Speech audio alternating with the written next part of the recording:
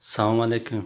و علیکم سلام دوستان. با سیام که کرو صدا خیلی شما که یکی از بهترین بلوگرها تعریف کردید نگه بر خدا. باور کنید بسیار ما همین کانال شما تماشا کرده خرسند میشیم.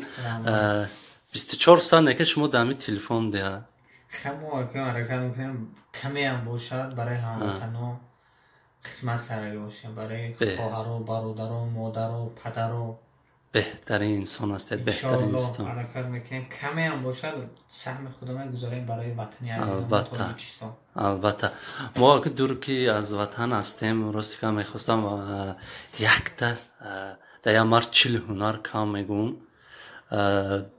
یک تا شعر میسرویده در بحری همین مادر باشد در وصی مادر ها بهترین میشه. من محوزی همین یک سرود همیشه دیدم همین معقل شد باور کنه همینه انشالله من با آوازی زنده بحری مادر رو قرائت کرده باشم بهترین میشد کنی اما یکم بار برادر یکم بار با یکم خطاگی افتاد وای نکنه تا برادر البته یکم بار که هست میشود خیلی شد خبه ها در تحت دل وای کنه تا مقصد.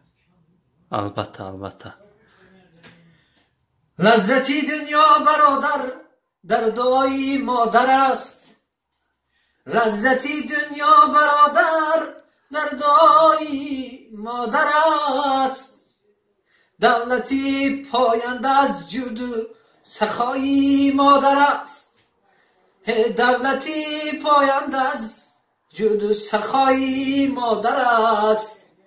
هست جنت زیر پایش، هست جنت زیر پایش، با دعای دستش برش، با دعای دستش برش.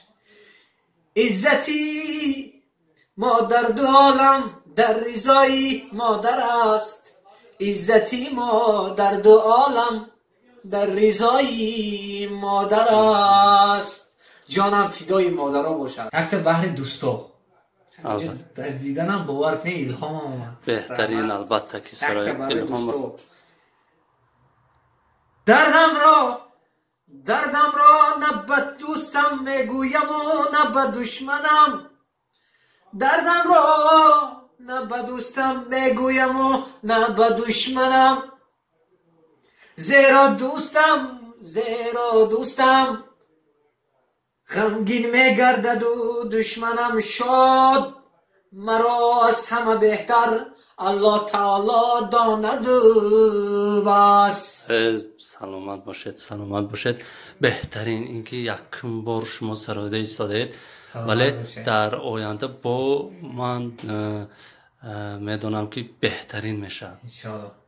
زنده باشید، سلامت باشید که این وقتی خود را در میان داشته و خواسته ما شما اجرا کرده. سلامت باشید. رحمت.